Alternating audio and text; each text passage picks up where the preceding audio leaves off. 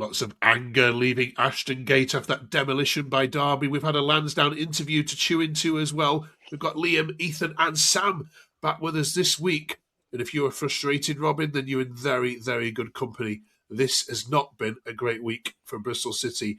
Coming up this week, we're going to put Chris's comment here to the test. He says the whole mood of this club and the fan base have already been effed up by how we've allowed January to unfold. Time is now up. What do you think? We've also got Del with us as well. Good evening, Del. How are you, fella? Disappointed, I'm sure. Let's jump straight into it, shall we, Liam? Good, thanks, Mark. Yeah. I'm sure you've been better. Last week, Liam, we put out there, don't have a go at the owners. All that he's done for the club, all he's done for City. We were called horrible names in the comments last week because we stuck up for the owners. Have you changed your mind 7 days on? It's after all those who've heard the interview, I don't think he's put himself in a particularly great light with us fans. Using the phrase "be careful what you wish for," claiming he's not taking any money out of the club, he's put loads of money in. I think his words also were, "I pay the checks." Yeah, he's. I think if he's ever a time to turn the fan base against him, I think he did it pretty well on Friday night. Yeah. Have you turned, Liam? It's a difficult one. I can see. I'm frustrated with it. I can see our best players leaving.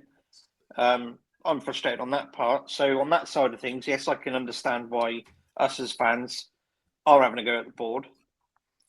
But on the flip side, I can understand where Lansdown's coming from at the same time as well.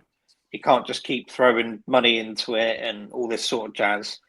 But then you look at Derby on Friday night. 2 years ago, Derby nearly went out of existence. But now they're signing players for £7 million. What's the difference between what they're doing and what we're not doing? I just can't get my head around it. There's something fundamentally at the club that either he's not telling us the whole truth, or something is seriously wrong with the marketing and the way we're structured. That it just we simply don't have that money to spend, which I don't know. It's one of them. All us fans can sit here and say it's this, it's that, but it's all speculation. Unless you're in that boardroom, you don't know what exactly is going on. So it's a frustrating one. It's definitely. I will say though, I think after hearing his interview, it was a very contrast between what was on Radio Bristol and what was on Robin's TV. The one on Robin's TV, he actually came across as a half decent bloke. Now, I saw that one before I listened to the radio interview. And when I heard the radio interview, I was like, what the hell is he doing? He's just turning everyone against him. But he has said in the summer there will be changes within the setup of the club. He's looking at things. So something's got to give. I don't know what it'll be, but something needs to change. We'll get into the game in a second. Ethan, these comments, Matt says, and this still won't convince him to spend any money. Ben says it's embarrassing. It's been coming for a few good weeks now, but that was the difference between signing quality and bargain buys. We missed you last week, Ethan. Where do you stand on all of this? I'm in a similar boat to Liam. I can completely understand people's frustrations, and I don't like sitting on the fence, but I feel like I kind of have to, because I can't sit here and fully just slate the Lansdowns and want the board out when there is an element of us City fans have to be careful what we wish for, because you've seen it with so many clubs. Just to bring one up, Sheffield Wednesday, when it goes wrong, how wrong does it go? And I get people want to prioritise ambition over stability, but you do need to find the right balance. And like you say, throwing money out and spending, you've got to find the right players to spend that money on. And we're bringing a defender in from the MLS. Hopefully that's sort of a good buy. But in terms of the whole thing, I think I understand the frustrations like Liam touched upon, but I also do see where the Lansdowns are coming from. Okay. Del, this came in from Jackson. It's our biggest defeat since 2010. The board have got blood on their hands, and crucially, if the Viner deal to Wrexham isn't cancelled last minute after this, then we collectively have to protest, get out en masse outside the gate, and not stop until something changes. I mean, there is real anger about what's transpired this month. Del, do you understand it, or do you think everyone just needs to go, just calm down here? This protests and reactions like this are not necessary. Yeah, I don't think the protests are going to do any good. I mean, at the end of the day, what's going to change unless you're going to have a buyer come in? At the end of the day, like the guys are rightly pointing out, that Steve Lansdown's played an awful lot of money in.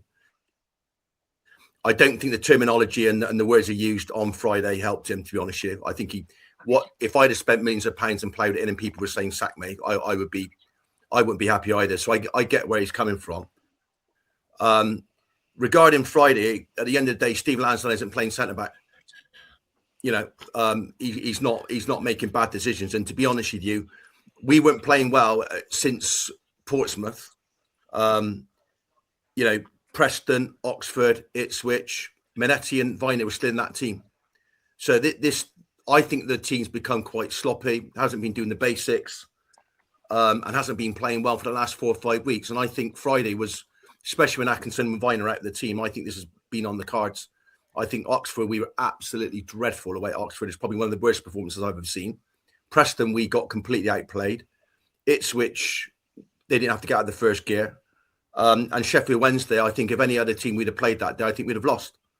So at the end of the day, and the coach has got to take some responsibility as well for Friday, because he's doing like-for-like subs. He's not changing it.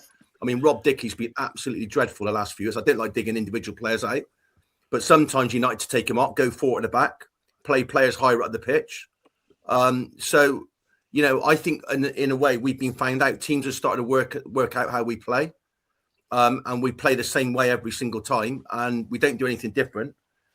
And we've been found out the last few games, and I think he's got to come up as a head coach now and find different ways of playing. Because this isn't all just on the owners. At the end of the day, yeah, it's frustrating losing our best players, of course. But at the end of the day, the players and the coach have got to take some responsibility. It's interesting you raise that point, Dale, because we're coming on to that exact point. I nearly didn't show you this, but I will do. Sam, what do you make to this one? BCFC says, how people could look past how similar Struber is to Manning as a manager is beyond me. He's a complete carbon copy. He never changes his system. He plays terrorists such as Twine, Rees and Knight. Terrible subs, terrible football, and it's all with the same players as Manning. Does he have a point, Sam? Yeah, definitely. There's similarities in the two. I mean, he never changes up anything. But as Del said, though, if we would have took Dickey off on Friday night, would we like the centre back pairing of Cam Pring and George Tanner the way they were playing? I think that would have made it even worse. I mean, there's been a lot of underperforming players in that side over the last few weeks. To be fair, though, Sam, I don't think it could have got any worse. No. And Dickey, he had his hands tied Friday night, like Sam just said. We had one fit centre back, but that's not an excuse. You find a way. Like Tanner has been poor for months, just like Dickey has, and yet he still plays him. Yeah, so I don't get it. Where's all these academy players that apparently do so well in the under-21s league? Why can't we give them a go? They're obviously not up to the standard, are they? I mean, going from 23s to first team football in the Championship, it's a massive jump. It's like I can imagine it's like going from National League to Championship. It's completely. They'll either sink or swim, and unfortunately, I think they'd sink. And in fairness, to be fair, we've seen too many of the youngsters come through. I know, I'm the one who just stated that, but like Riley Taylor, etc., who's come in, had one bad game, and then they're thrown under the bus, and you never see them in a City shirt again. Yeah. Ethan, who do you put the blame at for your worst results since 2010 on Friday night? Well, I think you can't solely pin the blame on one person. I think the manager obviously got it wrong Friday night. The players didn't show up Friday night. And then you can look at recruitment and strategy and say, well, actually, we weren't in the best position to perform on Friday night. So there's a lot of factors to it. We didn't look like we wanted to be there. It was men versus boys. They completely outclassed us all over the pitch. Some of the defending I don't like to sit here and slag City off. Some of that defending on Friday night was beyond inexcusable. It was pathetic. So yeah, you've got to go back to the drawing board. You've got to try and sort it out, because I think I've struggled watching us since, especially that Oxford game, where we were lucky to leave with even a point against relegation opposition. So it's been really tricky to watch, but something needs to change. I mean, Do you the agree? thing what really annoyed me about Friday was, obviously, with all that trouble on the M5 bridge, I spent nearly 3 hours on the bus to get to Ashton Gate, and then I had to watch that shit. Excuse my language. Yeah. Trevor Do you know what Covers the strange thing is though? Quickly jumping in. It really worries me with our recruitment generally, and I think that's the biggest thing. Is not so much the spending of the money, it's who actually we get in at times. And I don't know if you guys were there Friday when Burzo came on. He's meant to be our number 9, and where did we end up playing him? On the left hand side. We played him on the 10 or on the left. Now this guy's been waiting for over a year, 2 transfer windows to bring him in, and he's meant to be our 9, and we're playing either on the left wing or as a 10, which is completely baffling. In all fairness, I spoke to a couple of Borough fans on TikTok on one of their lives, and they did say he's quite versatile. He has played off the left, and he's looked dangerous. He's played in the 10, but he also does play up top. So I think he's been brought in not solely to be that number 9. I think he's been brought in to be amongst that sort of area of the pitch, which I think if they're going to do that and maybe go to a 3 up front or a 2-3-1, why loan out Hirakawa?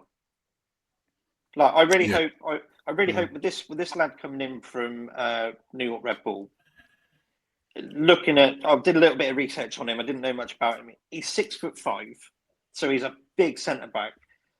Everyone is saying how good he is progressing with the ball from the back, and he's had 9 yellow cards in 30 games. Now, we've all been saying for God knows how long how soft we are.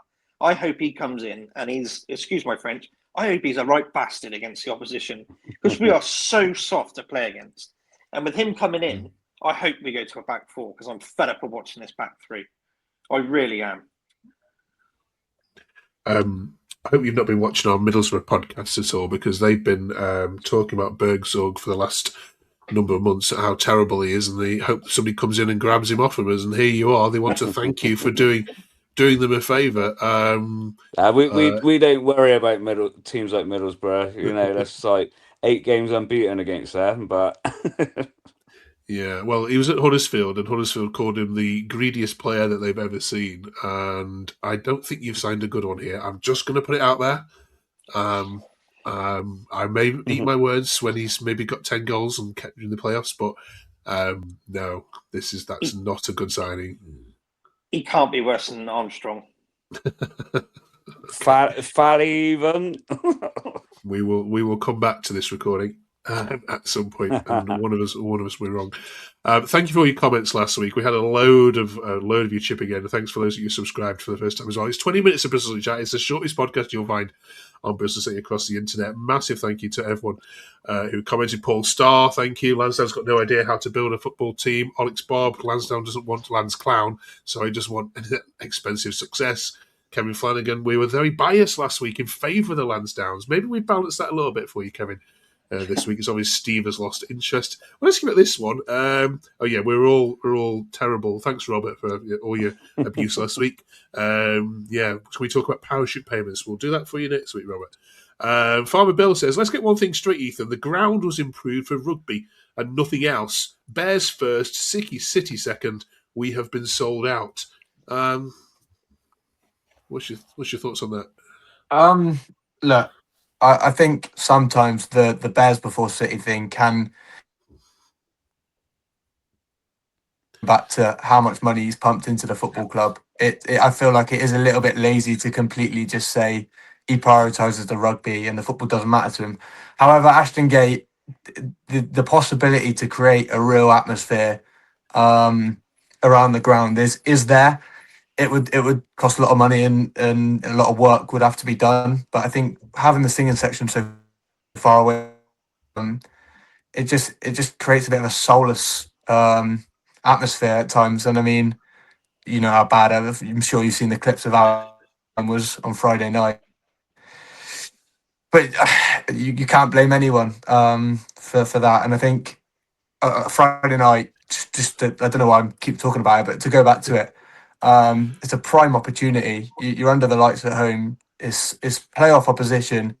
You've got to get behind them. 12th man comes into play, and I don't blame the fans for not being interested. I mean, it's so hard to get behind a team when they play like that. And the whole thing about Ashton Gate on a whole, I think, look, the rugby comment is a lazy stereotype at times, but there's improvements that can be made for the atmosphere.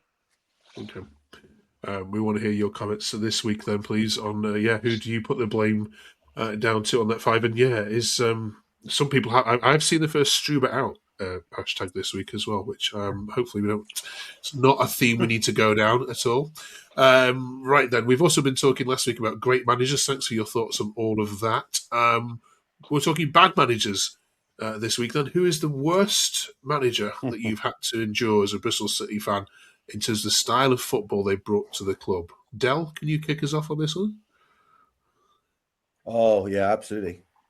Tony Pulis. Well, that's all that needs to be said. Okay. What about old Benny Lennartson? I'm not going to go into any details of style of football, Mark. I'll leave that open to you. Yeah, I don't think that Tony needs Pulis any further collaboration. Okay, Sam.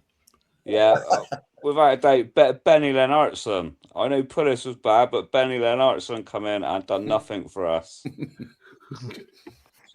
I think was it he was gonna he threw his hat every time we won, and what did he win? 2 games. Ethan. No, these boys have got a few years on me. I'm going to have to say Dean Holden probably. In terms of my tenure as a City fan, he did the least, I say. Yeah, they've got far few many years on you, Ethan. In fairness, I've got a couple of names that spring to mind. I've got O'Driscoll. I didn't think his football was particularly fun to watch. Derek McInnes, that was pretty lifeless as well. And for the sake, he didn't actually get to manage a game because he gave up before he even started. With Steve Coppell. Okay. We didn't even know what we were going to get with him because he was there for about 2 months and then buggered off. Have they missed any in the comments, please? Finally, this week we're on to letter N in our A to Z. If you've not been with us, we're doing an A to Z of Bristol City players or events, one for each letter of the alphabet. A big thank you last week to Lee Churches in the comments, who said, thinking about your A to Z letter N, growing up in the team of the 80s with Walsh and Neville, my favourite player was Rob Newman. Could play defence, midfield and up front. He was a great player. So can you beat Rob Newman, please? Ethan, we'll go with you first, if that's all right, as the youngest here. Any event or player beginning with N? In fact, open forum, let's throw it out rather than picking on the person who's only seen 10 years of this. Louis Nyatanga. That was the only one I could come up with. Wow. I'm going to go with, from the time I've seen, I'd say David Noble. Cracking player, like technically outstanding. That goal he scored against Palace at Sellers Park, just give him the ball 35 yards out. He's got just stick it in the top corner. And yeah, he was always, when he played, everything went through him. We are missing that type of creative player at the moment. He was a good lad in a pub as well. Yeah, and he'd like to have a bit of a laugh. I mean, he's everything Scott Twine wishes he was. Do you know what I mean? He's that type of player. So yeah, for me, even the time I've seen City play, I think David Noble. Okay. Any others? Can we beat David Noble? Nope. All right. And he will get into our A to Z. Now, next week, they come up against a brick wall in the letter O. So they need your help with this one. We're going to be fair to them. And if they can come up with an overhead kick goal, which is famous for scored by Bristol City player, we'll let them put that in as well. So can you help them in the comments here? Do you remember a time when an overhead kick, bicycle kick goal has been scored? And who was it against? When was it? Let us know in the comments. I've already got one for next week. or can you find a player who the surname is O?